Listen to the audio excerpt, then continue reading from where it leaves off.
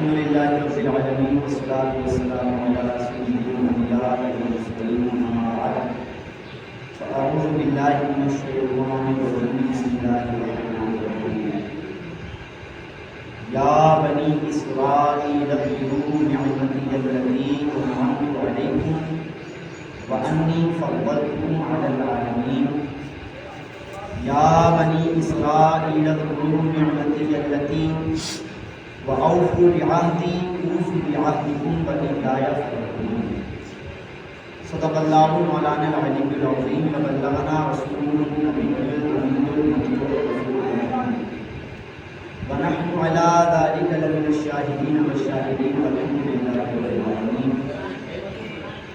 اللہ کے رسول سرور کائنات فخر موجودات سیدنا اسلام صلی اللہ تعالی علیہ وآلہ وسلم کا فرمان عالی شان ہے کہ جو شخص مجھ پر ایک مرتبہ درود پاک پڑھتا ہے تو اللہ تعالیٰ اس پر 10 رحمتیں نازل فرماتا ہے، اور جو مجھ پر 10 مرتبہ درود پاک پڑھتا ہے تو اللہ تعالیٰ اس پر 100 رحمتیں نازل فرماتا ہے، اور جو مجھ پر 100 مرتبہ درود پاک پڑھتا ہے تو اللہ تعالیٰ اس کی دونوں آنکھوں کے بیچ میں لکھ دیتا ہے کہ یہ بندہ نفاق اور جہنم کی آگ سے آزاد کر دیا گیا ہے۔ تو گویا درود پاک ہمیں جہنم سے آزادی بھی دلاتا ہے، جنت میں داخلہ بھی عطا کرواتا ہے۔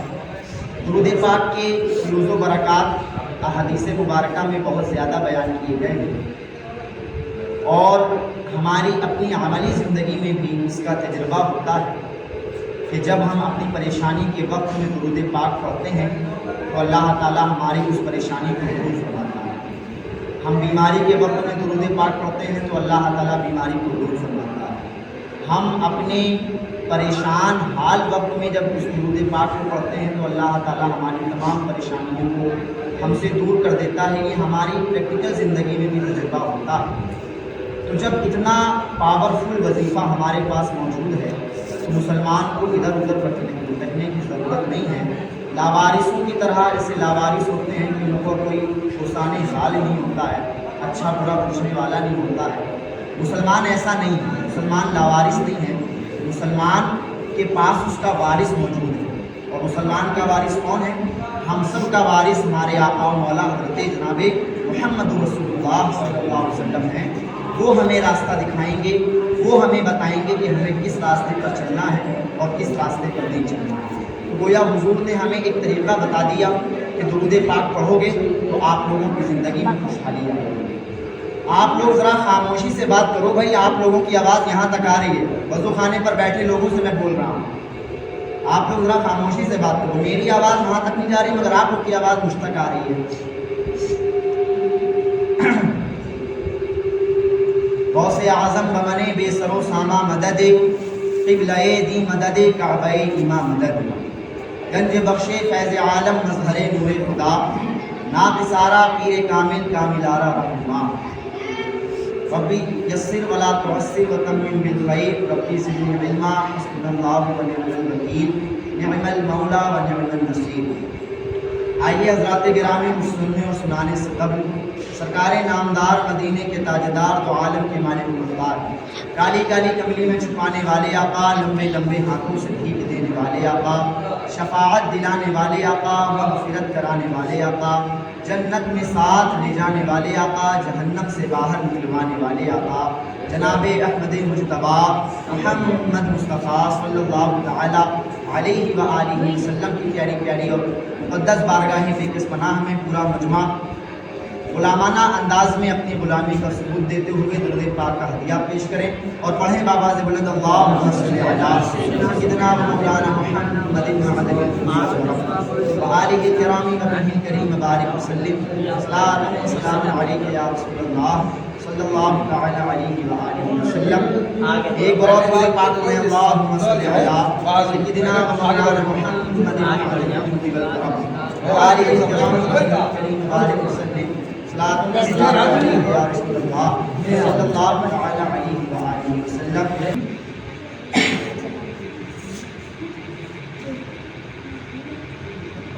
اللہ تعالیٰ نے قرآن عظیم میں ارشاد فرمایا، یا بنی اسرائیل اذکروا نعمتی التی انعمت علیکم وَأَوْفُوا بِعَهْدِي أُوفِ بِعَهْدِكُمْ وَإِيَّايَ فَارْهَبُونِ۔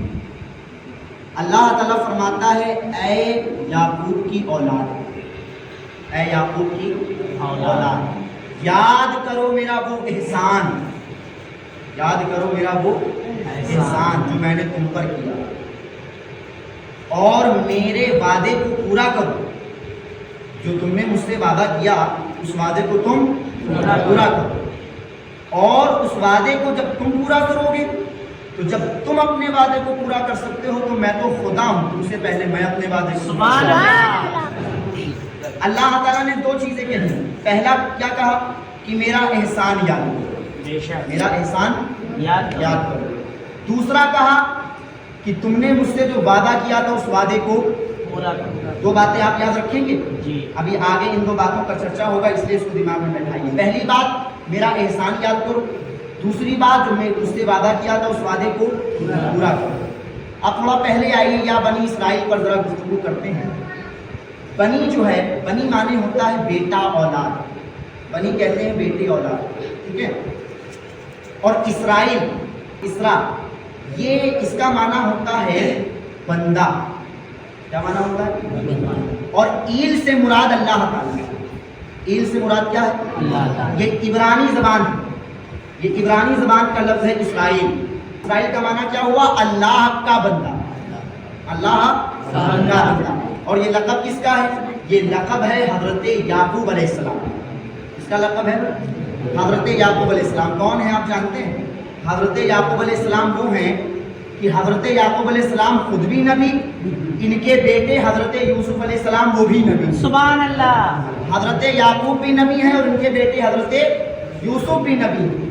اور حضرت یعقوب علیہ السلام نے اپنے بیٹے حضرت یوسف کے لیے اتنا صبر کیا تھا، جب آپ کو حضرت یوسف علیہ السلام کو ان کے بھائیوں نے کنویں میں پھینک دیا، اور جب قافلہ گزرا کنویں سے نکالا گیا، مصر میں غلام بنا کر کے بیچا گیا، اور حضرت یوسف کا بچپنا ہے، مصر میں آپ غلام بن گئے، پھر آپ کی عمر بڑھی تو عزیز مصر کی بیوی کا دل آپ پر آ گیا، اس نے آپ کو بہکایا، آپ پر الزام لگوایا، آپ 12 سال جیل میں رہے۔ کون؟ حضرت یوسف علیہ السلام۔ جب 12 سال کے بعد جیل سے نکلے تو آپ نے عزیز مصر کے خواب کی تعبیر بتائی، اس نے خواب دیکھا تھا، حضرت یوسف علیہ السلام نے اس خواب کی تعبیر بیان فرمائی کہ 7 سال قحط پڑے گا۔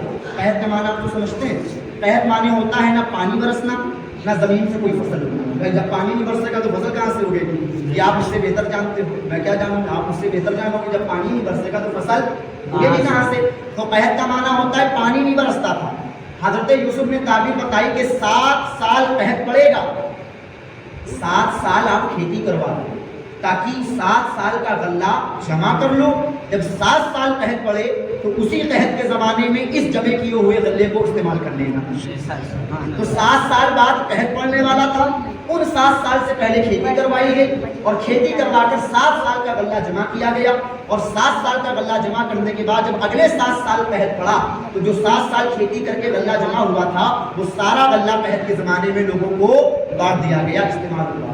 حضرت یوسف علیہ السلام کی جب ملاقات حضرت یعقوب علیہ السلام سے ہوئی تو اللہ تعالیٰ نے دونوں کو ایسا ملایا، حضرت یعقوب علیہ السلام اپنے بیٹے کی یاد میں رو رو کر اندھے ہو گئے، رو رو کر اندھے ہو گئے، آنکھوں کی روشنی چلی گئی، آنکھوں میں غار پڑ گئے، اتنا روئے بیٹے کی جدائی میں۔ لیکن اللہ تعالیٰ قرآن میں فرماتا ہے نا فَإِنَّ مَعَ الْعُسْرِ يُسْرًا، پریشان نہ ہو، ہر مشکل کے بعد آسانی ضرور آتی ہے، ہر مشکل کے بعد آسانی ضرور آتی ہے، بھلے ہی مشکل وقت ہے کٹ جائے گا، مشکل وقت میں اگر شکوہ کر لیا اللہ کی بارگاہ میں تو یہ مشکل وقت کٹے گا نہیں، بلکہ اگر مشکل وقت میں صبر پر قائم رہے اور صبر سے مدد حاصل کرتے رہے تو قرآن کہتا ہے اگر مشکل وقت میں صبر کرو گے تو ان اللہ مع الصابرین، اللہ تمہارے ساتھ ہو جائے گا، اللہ تمہارے ساتھ ہو جائے گا۔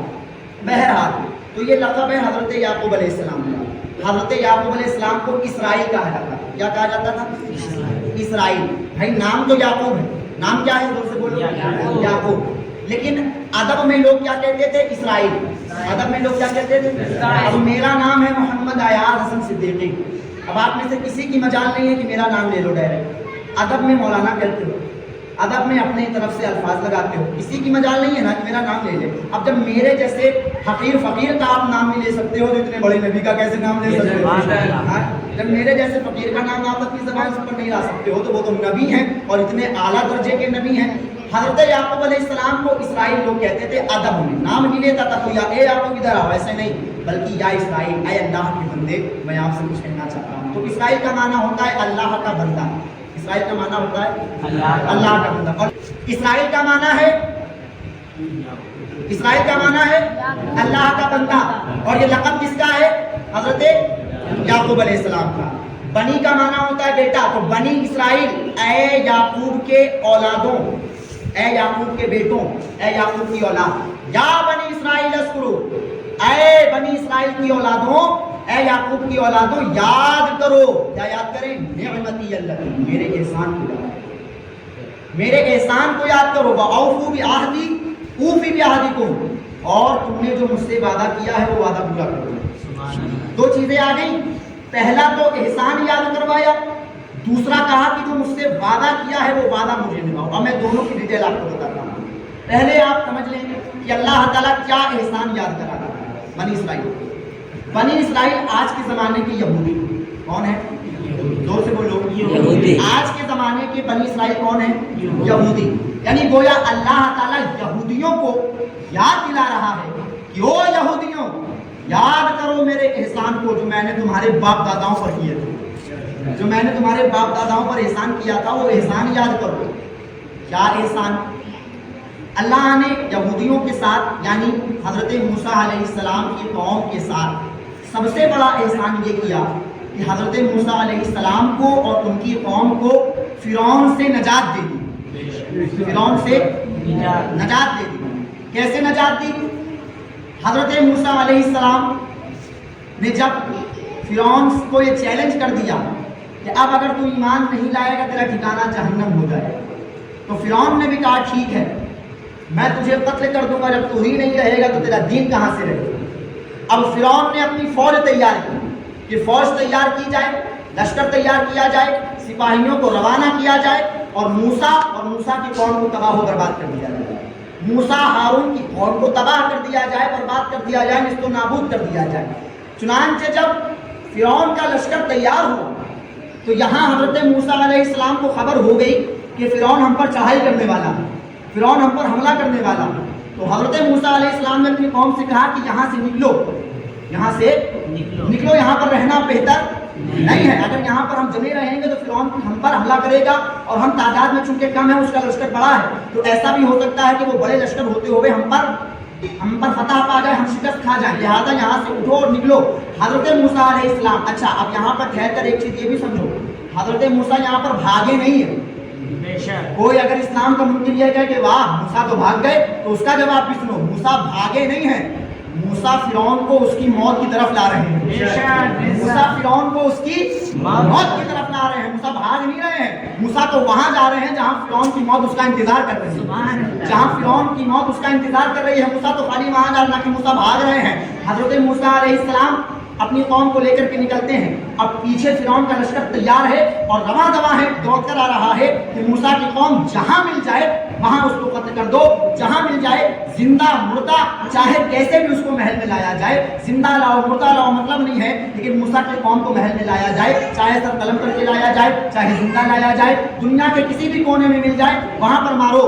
حضرت موسیٰ علیہ السلام آگے آگے جا رہے ہیں، ان کی قوم بھی آگے آگے جا رہی ہے اور فرعون کا لشکر پیچھے پیچھے آ رہا ہے، فرعون کا لشکر پیچھا کر رہا ہے کہ جہاں ملے وہاں پکڑ کے مارے، جہاں ملے وہاں قتل کر دیں، جہاں ملے وہاں شہید کر دیں۔ اب چلتے چلتے حضرت موسیٰ دریائے نیل پر پہنچے۔ کون سی دریا پر پہنچے؟ دریائے نیل، ایک دریا تھی مصر میں، اس دریا کا نام تھا نیل۔ کیا نام تھا؟ نیل۔ تو دریائے نیل پر جب پہنچے تو آگے ہے دریائے نیل اور پیچھے ہے فرعون کا لشکر، آگے ہے دریائے نیل اور پیچھے ہے فرعون کا ہزاروں کا لشکر، ہزاروں کا۔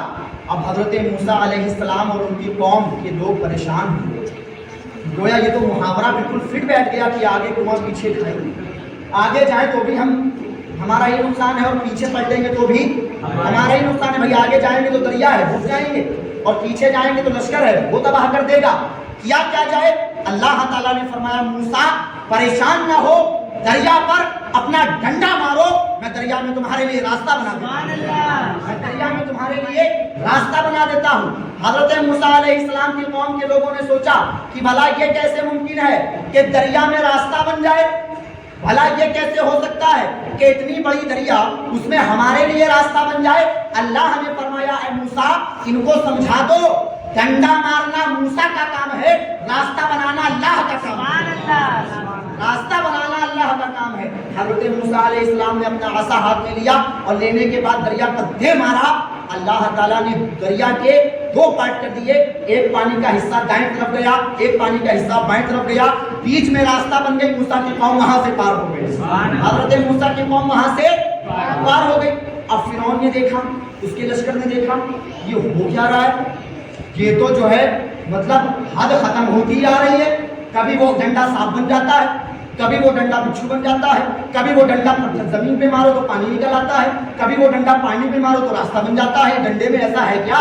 اب ان کو خبر نہیں تھی یہ ڈنڈا کسی ملا کا ڈنڈا نہیں ہے، موسیٰ کلیم اللہ کا ڈنڈا، یہ ڈنڈا کسی ایرے ویرے کا ڈنڈا تھوڑی ہے، یہ موسیٰ کلیم اللہ کا ڈنڈا ہے۔ اب موسیٰ کلیم اللہ کا جو ڈنڈا عصا ہے تو موسیٰ کلیم اللہ کے ہاتھ میں اللہ نے وہ پاور رکھا ہے کہ موسیٰ اپنے ہاتھ سے جب مارتے ہیں تو دریا میں راستہ بن جاتا ہے۔ میں کہنا یہ چاہتا ہوں کہ جب موسیٰ کلیم اللہ کے ڈنڈے کا یہ حال ہے تو رسول اللہ کے ہاتھ کا کیا حال ہے؟ موسیٰ کلیم اللہ کے ہاتھ کا یہ حال ہے تو رسول اللہ کے ہاتھ کا کیا حال ہوگا، جن کے بارے میں قرآن کہتا ہے وما رمیت اذ رمیت ولکن اللہ رمی، جن کے بارے میں قرآن کہتا ہے ید اللہ فوق ایدیہم، جن کے بارے میں قرآن کہتا ہے محبوب ہم نے آپ کو سر سے لے کے پیر تک معجزہ معجزہ بنا کر کے ہم نے آپ کو سرتابہ قدم معجزہ معجزہ بنایا ہے۔ امام کہتے ہیں سرتابہ قدم ہے تنے سلطان زمن پھول، جب پھول دہن پھول بدن پھول زکن پھول، آقا کے سر کے بال سے لے کر کے پیر کے ناخن تک جسم کا ایک ایک حصہ معجزہ بن کر جسم کا ایک ایک حصہ معجزہ بنایا گیا ہے۔ جناب علی اب جب فرعون نے دیکھا کہ یہ ہوتا کیا جا رہا ہے، بار بار اس ڈنڈے سے کارنامے ہو رہے ہیں، موسیٰ نے ڈنڈا مارا تو دریا میں راستہ بن گیا، فرعون نے سوچا کہیں ایسا نہ ہو، راستہ تو بن گیا ہے، اس میں زیادہ دماغ نہ لگاؤ، اس میں دماغ لگاؤ گے تو یہ لوگ بھاگ جائیں گے، ایسا کرو یہ سب بعد میں سوچیں گے کیسے ہوا کیسے کب ہوا، پہلے ان کو پکڑو، پہلے ان کو پکڑو، وہ بھاگ جائیں گے، پہلے ان کو پکڑو۔ اب جب راستہ بنا دریا میں، بہت غور سنیے، پانی کا ایک حصہ دائیں طرف گیا، پانی کا دوسرا حصہ بائیں طرف گیا، بیچ میں راستہ بنا، جب راستہ بنا تو موسیٰ علیہ السلام کی قوم وہاں سے نکل گئی۔ اب فرعون نے سوچا کہ جیسے موسیٰ یہاں سے نکل گئے ہیں لاؤ ہم بھی نکل جائیں، لاؤ ہم بھی نکل جائیں۔ اب جیسے ہی موسیٰ علیہ السلام نے وہ راستہ پار کر کے دریا پار کر لیا اور دریا ختم ہو گیا، پلین روڈ پر آ گئے، فرعون نے سوچا چلو راستہ کھلا ہوا ہے ہم بھی ان کے پیچھے چلیں۔ جیسے ہی فرعون اس راستے پہ قدم رکھتا ہے، اس کا لشکر اس راستے پہ قدم رکھا ہے، وہ دونوں پانی کے حصے واپس آ جاتے ہیں، وہ دونوں پانی کے حصے واپس دریا بن جاتے ہیں، گویا اب جو راستہ بنا ہوا تھا وہ راستہ نہ رہا، وہ پھر سے دریائے نیل بن گیا، وہ دوبارہ سے دریائے نیل بنا، اور دریائے نیل بننے کے بعد اب فرعون ڈوبنے لگا، اب فرعون ڈوبنے لگا، اس کا لشکر ڈوبنے لگا۔ اب دیکھیے اب یہاں سے آپ درس لیجیے گا، کیا جیسے ہی فرعون ڈوبنے لگا اب سمجھ گیا اب تو ڈوب جائیں گے مر جائیں گے، دوسرا راستہ ہے نہیں، کہنے لگا لا الہ الا اللہ موسیٰ کلیم اللہ، کیا کہنے لگا لا الہ الا اللہ موسیٰ کلیم اللہ، میں کہتا ہوں کہ اللہ کے سوا کوئی عبادت کے لائق نہیں ہے اور موسیٰ اللہ کی کلیم ہے، موسیٰ اللہ کے نبی ہے، موسیٰ اللہ کے رسول ہیں۔ حضرت موسیٰ علیہ السلام نے فرمایا بیٹا تمہارا کام ختم ہو گیا ہے، اب تو تم نے دیکھ لیا کہ موسیٰ کے ہاتھ میں کتنا دم ہے، جب موسیٰ کے ہاتھ میں اتنا دم ہے تو میرے رب کے دستے قدرت میں کتنا دم ہوگا، موسیٰ کے رب کے ہاتھ کے دستے قدرت کا عالم کیا ہوگا، اب تو تم نے دیکھ لیا ہے، دیکھ کر بولتا ہے تو کیا فائدہ، اس سے پہلے اگر ایمان لاتا تو تیرا ایمان قبول کیا جاتا، اب تو تم نے دیکھ لیا، اب تو تو سمجھ گیا کہ موسیٰ کوئی عام آدمی نہیں ہے بلکہ موسیٰ اللہ کے نبی بن کر کے آئے ہیں۔ پتا چلا کہ جب چیز سامنے آ جائے تب اسلام پر یقین نہیں کرنا ہے، بلکہ جب اسلام میں غیب ہو تو ہمیں غیب پر ایمان لانا ہے، اس پر ایمان لانا ہے، غیب پر یعنی چھپی ہوئی چیز پر ایمان لانا ہے. اور اسی بات کو بریلی کے امام بڑے خوبصورت انداز میں بیان کرتے ہیں, کہتے ہیں آج لے ان کی پناہ, آج مدد مانگ ان سے, کل نہ مانیں گے قیامت میں اگر مان گیا, کل نہ مانیں گے قیامت میں اگر مان گیا. یعنی آج تو مان رہا ہے, آج تو نہیں مان رہا ہے, مگر وہ تجھے منوا رہے ہیں. قیامت والے دن تو مان جائے گا مگر میرے آقا نہیں مانیں گے, میرے آقا نہیں مانیں گے. جب آقا نہیں مانیں گے تو اللہ بھی نہیں مانے گا, جب آقا نہیں مانیں گے تو آقا کا رب بھی نہیں مانے گا, ہمارا مالک بھی نہیں مانے گا. ایک جو ہے بازار میں ایک بزرگ, بہت بڑے بزرگ کھڑے رو رہے ہیں. تو ایک آدمی آیا, کہنے لگا حضرت آپ رو رہے ہیں؟ تو بزرگ فرمانے لگے کہ میں بازار والوں کی اور اللہ کی صلح کروانے آیا تھا, میں بازار والوں کی اور اللہ کی صلح کروانے آیا تھا. اللہ تو مان رہا ہے, یہ لوگ نہیں مان رہے. اللہ تو مان جا رہا ہے مگر یہ نہیں مان رہے ہیں. اب اگلے دن وہی بزرگ قبرستان میں کھڑے رو رہے ہیں. اب پھر ایک آدمی آیا, کہنے لگا حضرت کل آپ بازار میں رو رہے تھے, آج آپ قبرستان میں رو رہے ہیں, کیا ماجرا ہے؟ کہنے لگے کل تو میں گیا تھا رب اور بندے کی صلح کروانے, تو کل رب مان رہا تھا, بندے نہیں مان رہے تھے. آج میں ان مردوں کی اور اللہ کی صلح کروانے آیا ہوں. آج یہ مردے مان رہے ہیں پر اللہ نہیں مان رہا, آج یہ مردے مان رہے ہیں مگر اللہ نہیں مان رہا ہے. ہم یہ سمجھتے ہیں قبر میں جانے کے بعد نماز پڑھنا شروع کریں گے. ارے نماز زندگی میں پڑھنی ہے, قبر میں نماز نہیں ہے, قبر میں نماز روزہ ہے ہی نہیں. قبر میں صرف تین ہی سوال ہے, من ربک, ما دینک, ما کنت تقول فی ھذا الرجل, تیرا رب کون ہے, تیرا دین کیا ہے, یہ جو کھڑے ہیں ان کے بارے میں کیا کہتا ہے. حضور سے حضور موجود ہوں گے اور ان کی طرف اشارہ کرتے کہا جائے گا ما کنت تقول فی ھذا الرجل, یہ جو آدمی کھڑے ہیں ان کے بارے میں دنیا میں تو کیا کہا کرتا تھا. ہم سنیوں سے جب پوچھا جائے گا کہ ان کے بارے میں تو کیا کہا کرتا تھا, ہم تو کھٹاک سے جواب دے دیں گے سب سے اولا وہ والا, اولا کا پیارا, وہ عالم کا دولا, کون دیتا ہے دینے کو منہ چاہیے, دینے والا ہے سچا, وہ بدھون ہے آب حیات ہے وہ جانے مسیحا, کتنے تارے کھلے چھپ گئے پر نہ ڈوبے نہ ڈوبا, وہ رضا ملا دیجیے کہ ہے بے کسوں کا سہارا. ہم سنیوں سے پوچھا جائے گا تو ہم تو یہ جواب دے دیں گے. وہابی سے پوچھا جائے گا وہ کہے گا ہماری طرح بشر تھے, وہ کہے گا ہماری طرح بشر تھے. تو اب جب انہوں نے کہا بشر تو بس جہنم کی کھڑکی کھلی, ان کی زبان سے نکلا بشر اور جہنم کی کھڑکی کھلی, اور ہماری زبان سے نکلا آقا تو جنت کی کھڑکی کھلی. تو قبر میں تو خالی تین سوال ہے, نماز روزہ قبر میں نہیں پوچھا جاتا ہے, نماز روزہ تو قیامت میں پوچھا جائے گا اور نہ پڑھنے کا موقع ملے گا. تو اللہ نے پہلا احسان موسیٰ علیہ السلام کی قوم پر یہ کیا کہ انہیں فرعون سے نجات دی, فرعون سے نجات دی. دوسرا احسان بتا دوں, دوسرا احسان اللہ تعالیٰ نے یہ کیا کہ جب حضرت موسیٰ علیہ السلام کی قوم کو پانی کی ضرورت پیش آئی, پانی کی ضرورت پیش آئی, تو حضرت موسیٰ علیہ السلام نے اللہ تعالیٰ کی بارگاہ میں دعا کیا کہ اے اللہ میری قوم کو پانی کی حاجت ہے, تو ہم لوگوں کو پانی عطا فرما. پھر اللہ تعالیٰ نے کہا موسیٰ تم فکر کیوں کرتے ہو, اپنے ڈنڈے کو زمین پہ مارو پانی نکل آئے گا, اپنے ڈنڈے کو زمین پہ مارو پانی. وَإِذِ اسْتَسْقَىٰ مُوسَىٰ لِقَوْمِهِ, اللہ تعالیٰ نے فرمایا اپنے جب ان کی قوم نے حضرت موسیٰ سے کہا کہ پانی چاہیے, تو اللہ تعالیٰ نے فرمایا ڈنڈا مارو, عصا مارو, زمین پہ پانی کے چشمے نکلیں گے. حضرت موسیٰ علیہ السلام نے اپنے عصے کو زمین پہ مارا, زمین سے پانی کے 12 چشمے نکل آئے.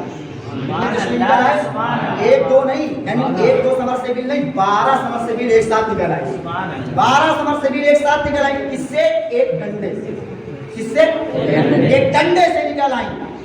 حضرت موسیٰ علیہ السلام کی قوم کو یہ دوسرا احسان کیا. اس کے علاوہ نہ جانے کتنے احسان تھے, مگر اس احسان پر رک کر ذرا ایک نقطہ سنیں. آپ مجھے بتاؤ جب سمر سیبل ہوتی ہے تو کھدائی کہاں کی جاتی ہے, کہاں کی جاتی ہے, زمین میں کی جاتی ہے. اگر یہاں ٹائلز لگ جائیں, ٹائلز تو وہ پتھر مانے جاتے ہیں, یہ پتھر ہے. اب ٹائلز لگی زمین پر جب سمر سیبل ہوگی تو ٹائلز ہٹانا پڑے گا, بنا ہٹائے پانی نکلے, کھدائی ہوگی نہیں ہوگی. ٹائلز لگی زمین پہ اگر سمر سیبل لگوانی ہو تو ٹائلز کو ہٹانا پڑے گا, پھر زمین کو کھودنا پڑے گا, بھائی حد تک کھودنا پڑے گا, تب جا کے پانی نظر آئے گا. حضرت موسیٰ علیہ السلام نے ڈنڈا پتھر پر مارا تو پتھر سے پانی نکلنا یہ حضرت موسیٰ کا معجزہ. کیا ہے؟ معجزہ. یہ بہت بڑا معجزہ ہے کہ انہوں نے اپنے ڈنڈے سے پتھر سے پانی نکال دیا اللہ کی وجہ سے. لیکن ایک بات بتاؤ, پتھر سے پانی نکلنا یہ ممکن ہے نا؟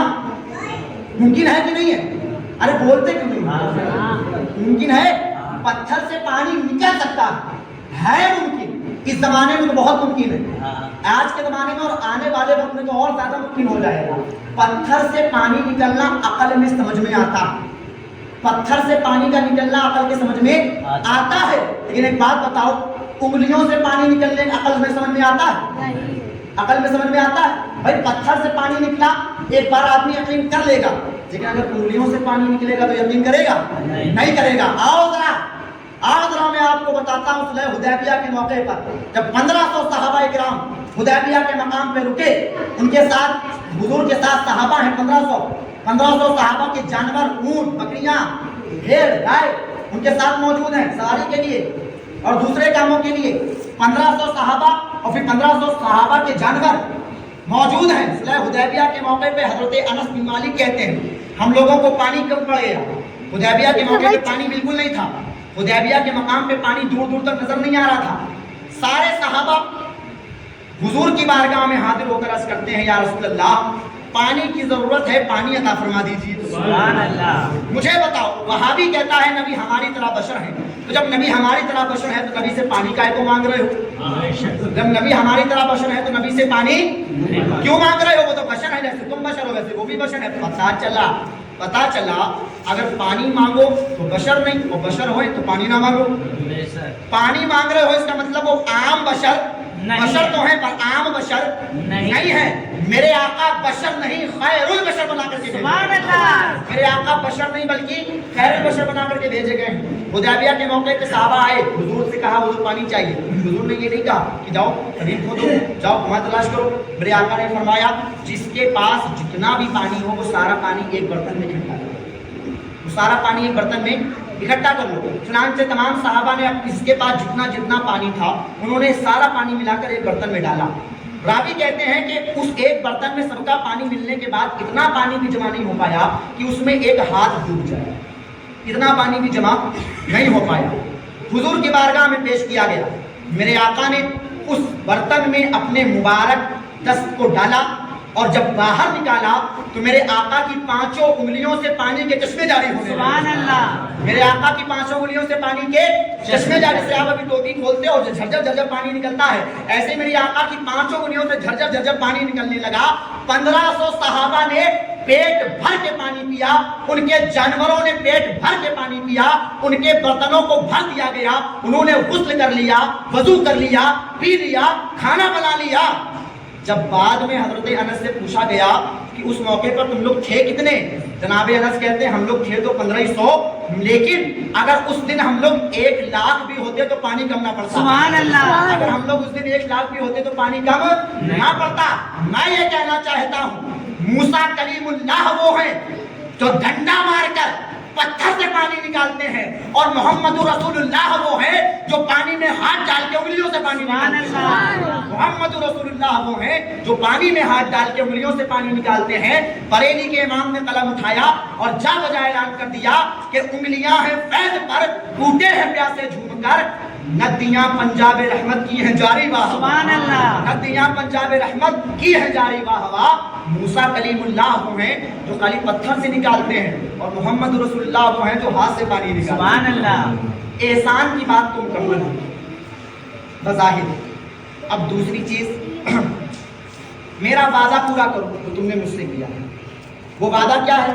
وہ وعدہ اللہ نے ان لوگوں سے یہ لیا تھا حضرت موسیٰ کی قوم سے کہ جب میں اپنے حبیب محمد صلی اللہ علیہ وسلم کو دنیا میں بھیجوں گا تو تم لوگ ان کا انکار نہ کرنا بلکہ ان پر ایمان لانا, ان پر ایمان لانا.